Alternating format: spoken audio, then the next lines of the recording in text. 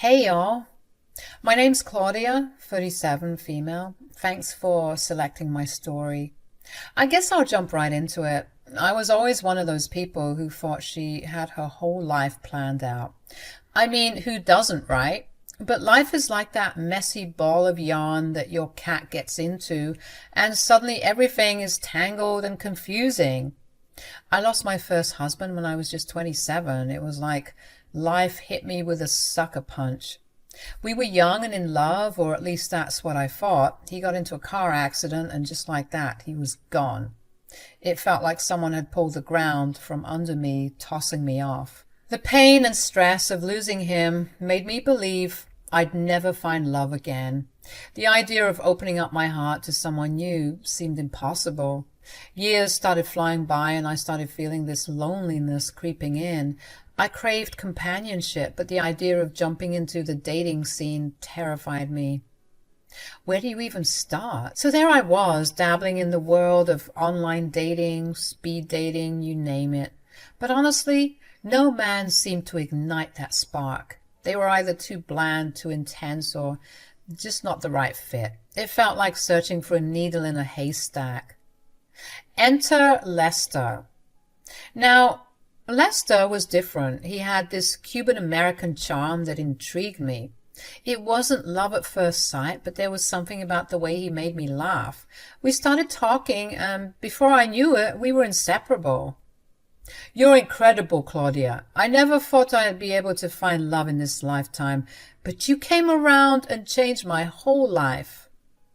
Honestly, Lester, you've made me believe in love again. This is no small task. You're amazing. Lester and I were getting closer and closer by the minute. I was so skeptical. I thought that some crap was going to hit the fan, and maybe I manifested it, but it surely did. You see, Lester came with a package deal named Wanda, his mother. Wanda had this uncanny ability to come out of thin air whenever Lester and I were getting serious. It's like she had a radar for our romantic milestones, birthdays, anniversaries, or just a quiet dinner at home. She'd appear like a genie ready to pass judgment. Now, Wanda was traditional. A real women belong in the kitchen kind of gal. And here comes me, Claudia, the unconventional wife. I didn't do much cooking. Cleaning wasn't a 24/7 gig for me. Sorry. And the real kicker, I had no interest in having kids. That last part, well, that was the deal breaker for Wanda. Picture this. We're at a restaurant, Lester, Wanda, and I. It was supposed to be a casual, get-to-know-each-other, better kind of night. Little did I know, it was the night Wanda would discover my non-traditional stance on motherhood. As we sat there, sipping on our drinks and scanning the menu, the conversation took a turn. Wanda innocently asked about our plans for the future, probably expecting to hear about a white picket fence and a nursery in the making. You two are just so adorable. I didn't think that my baby would find someone. He was always so grumpy. And don't even get me started on his flirting skills. Just horrible. Mom, really? I wonder how he even got a woman to be with him this long, but considering that you're a lacking woman yourself, I'm not too surprised that you two are getting along. Mom, stop it right now. What's that supposed to mean? I just mean that you don't do things that are, what do kids say, wife material? Yeah, that's it. You don't know how to be a wife. Maybe according to your standards, but I reckon that I'd be a great wife. I did it once before, and I can do it again. Oh, yeah? And what do you provide? What can you do for my son? Well, I can be a loving companion. I can be his rock, his supporter, and his best friend. Ha! She thinks those are wifey qualities. I do, actually. What about cooking, cleaning, huh? Well, maybe his mother should have taught him how to do those things. I'm not anyone's babysitter. Okay, ladies, I think it's time to get some more refreshments. What do you say? Wanda and I kind of just mumbled in agreement, obviously feeling a bit bitter after this little tiff. She was getting on my nerves. I knew she came from a super traditional background, but geez, cut a girl some slack. I was still feeling a bit annoyed with Wanda's rudeness, so I decided to stir the pot a little and said, "It's a shame you're not super into the modern way of doing things, because you should know I'm not really interested in having kids." The silence that followed was thicker than the black bean soup on the table. Wanda's eyes got so huge and I could practically see the gears turning in her head. I knew at that moment there was no turning back. I had just dented the picture-perfect image she had for her son's future. Wanda, being the traditionalist, had probably envisioned family gatherings with grandkids running around, a big Thanksgiving table, and a bustling home filled with the pitter-patter of little feet. What she got instead was a future daughter-in-law who preferred a quiet dinner date over changing diapers. She started rambling. "No children? What the hell is wrong with today's kids?" "Mama, please calm down. People are starting to stare." "I don't care. This woman is trying to give me a heart attack." "I don't know what the fuss is all about. I'm 36, for God's sakes. Did you think that I'd have all the time in the world to birth a team of footballers just so you could have grandkids? Lester, if you don't leave this woman right now..." "How dare you? Ladies, enough. Mom, I love you, but I love this woman. She's the love of my life. I know we're not doing things traditionally, but I promise you I'll be fine." "Whatever. Don't come crawling to me when it doesn't work out. Now, where's that damn waiter?" From that day forward, Wanda fully disapproved of our relationship. I mean, she wasn't exactly gung-ho about it before either, but this time, oh yeah, she was ready to put my head on a chopping block. It wasn't just about the kids, it was about the clash of traditions and expectations, and a clear lack of respect from both sides. Every time she dropped by unexpectedly or offered to teach me a proper recipe, it felt like a not-so-subtle reminder of annoyance with me, and I didn't take that kind of nice, nasty, passive-aggressive BS. So I would always snap right back at her. It was not a good relationship dynamic, to say the least. But love, stubborn as it is, kept Lester and me going. Despite the cultural differences and the dent in our relationship, we set out for our own version of happiness, one that didn't fit the traditional mold but felt uniquely ours, or so I thought. Within a year, Lester and I found ourselves exchanging vows. The wedding bells rang and I found myself blissfully married. But oh boy, did that send Wanda over the edge. She moaned and groaned about how it was all too soon and how it didn't make any sense. She was so close to not coming at all, but Lester convinced her, seeing as this was indeed the first time he was getting married. Looking back, I realize this might be the only thing we ever agreed on. The wedding brought out Wanda's traditionalist side in full force. She questioned our decision, shook her head constantly, and probably lost a few nights' sleep over the idea that her son was now a married man. Her son, who was supposed to follow the path she'd envisioned for him, the path of a traditional family with a traditional wife and traditional grandkids. Shortly after the wedding, Lester came to me with a big surprise. And no, it wasn't a sandwich at midnight, although that would have been delightful. It was an announcement that made my heart skip a beat. Imagine my surprise when Lester came up to me and said, "My mom is going to move in with us." He didn't even ask me. That was a huge red flag, but of course I didn't see it till it was too late. I couldn't wrap my head around it. Wanda wasn't frail or in need of constant care. She was vibrant and independent, maybe too much even. So why on earth did she need to live with us?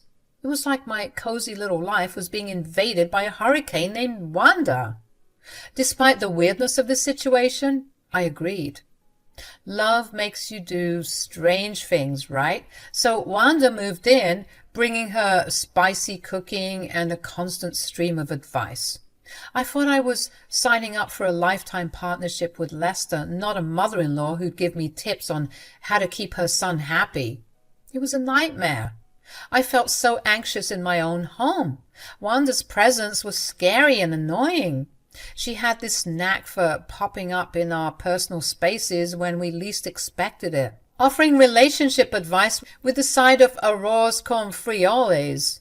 It was like living in a romantic comedy written by someone who had never been married. Why was she always up in our business? When Lester and I would have our morning alone, she was there. When we would work out together, she was there. When we were having a romantic movie night, she was there. One day I got upset and I blurted out, "Isn't it enough that you're invading our personal space? Why must you be everywhere all the time?" Wanda and Lester were shocked that came out of my mouth. Honestly, I was shocked too. And then Wanda said something even more shocking. "If you have a problem with it, then you should talk to Lester, because he was the one who wanted me here." I was utterly shocked when I found out the truth. I turned to Lester, giving him that look that said, "Is that true?" The poor guy seemed too embarrassed to offer any defense.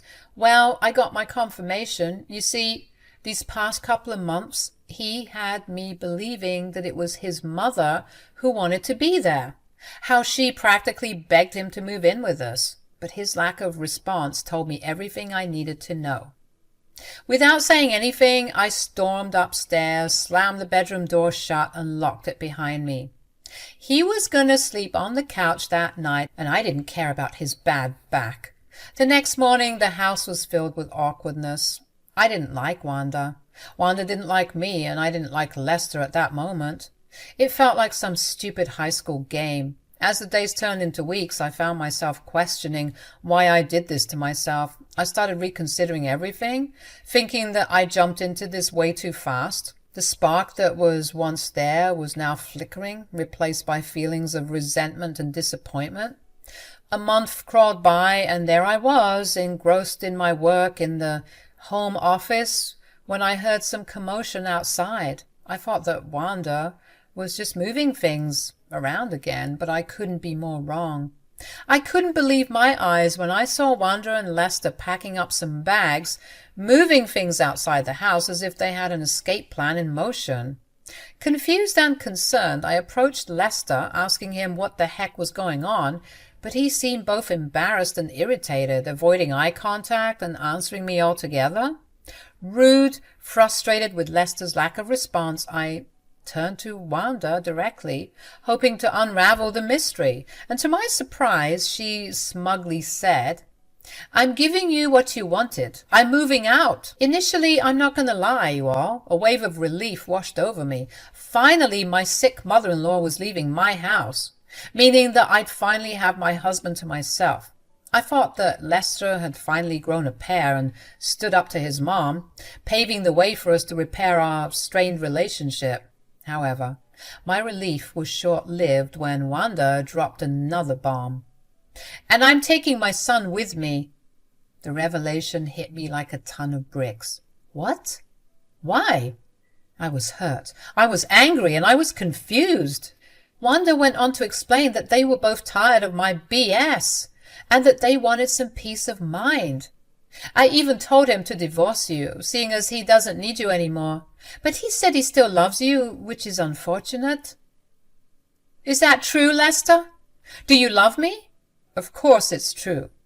"Then why are you leaving me?" "It's because he doesn't want anything to do with you. I mean, look at you. What sort of wife are you? You can't cook, you can't clean. That's why he wanted me to move in the first place.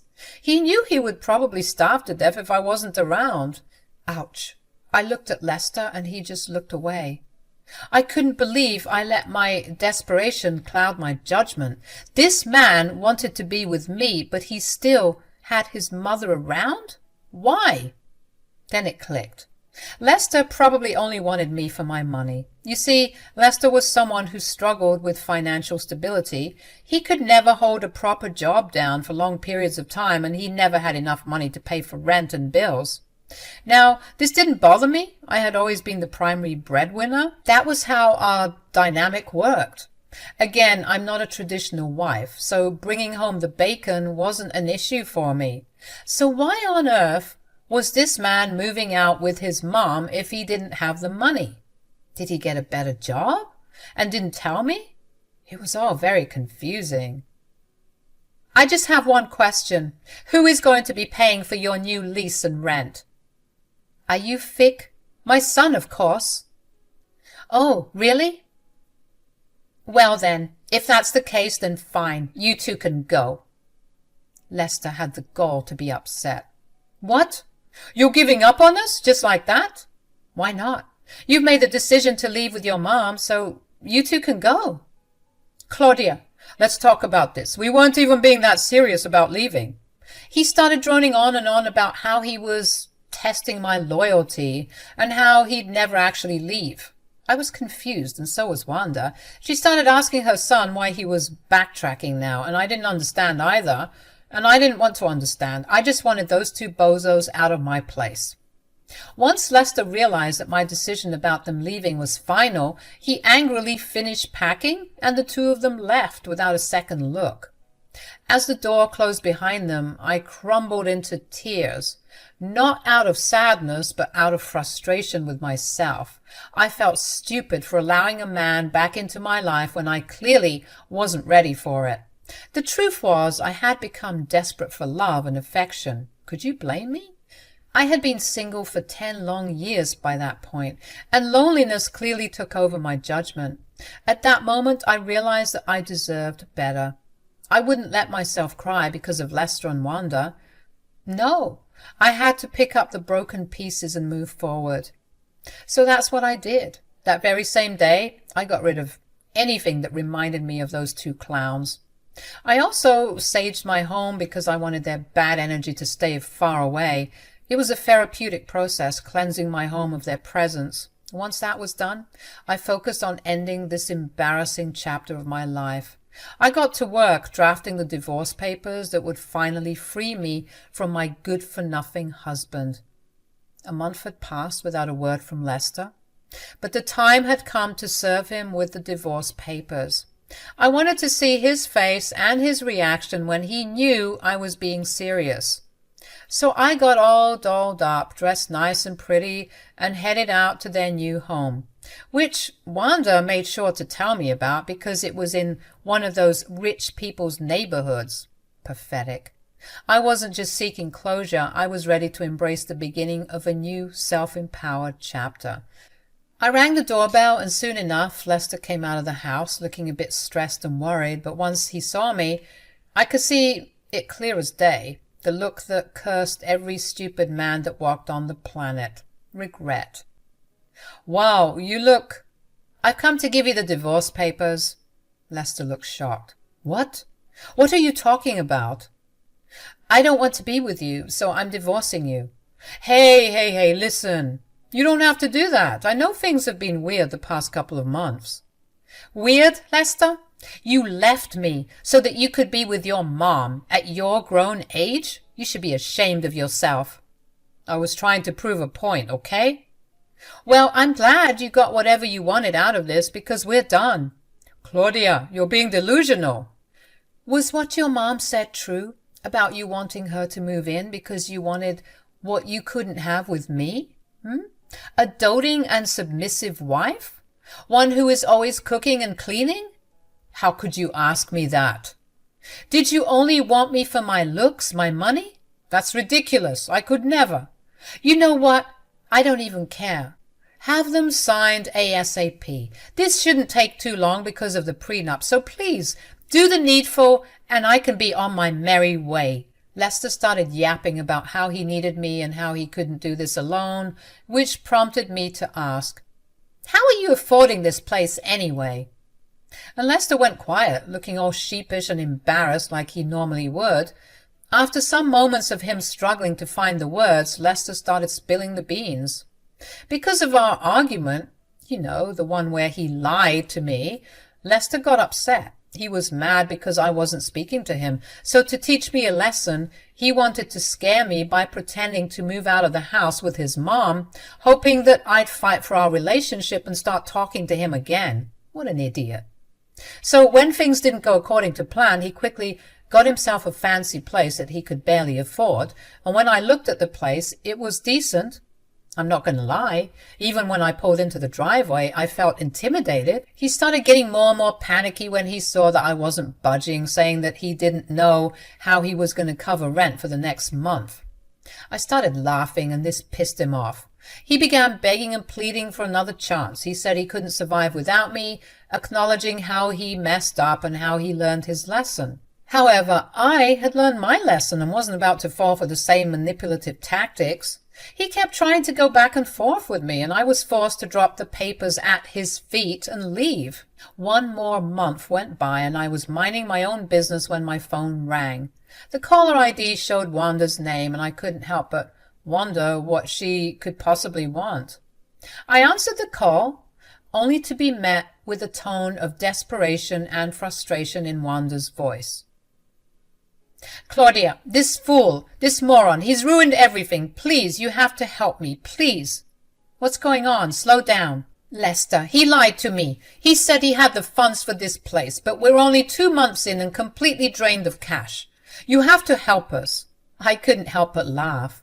Wanda didn't find this amusing, so she started calling me heartless and selfish, saying I was awful for not helping her mother-in-law and her husband. "Damn, he didn't tell you that either?" "Tell me what? What's going on?" "I dropped off the divorce papers a month ago. We're in the process of ending things, so I don't owe you anything." "What?" "He told me to call you and ask for help." He couldn't even face me himself.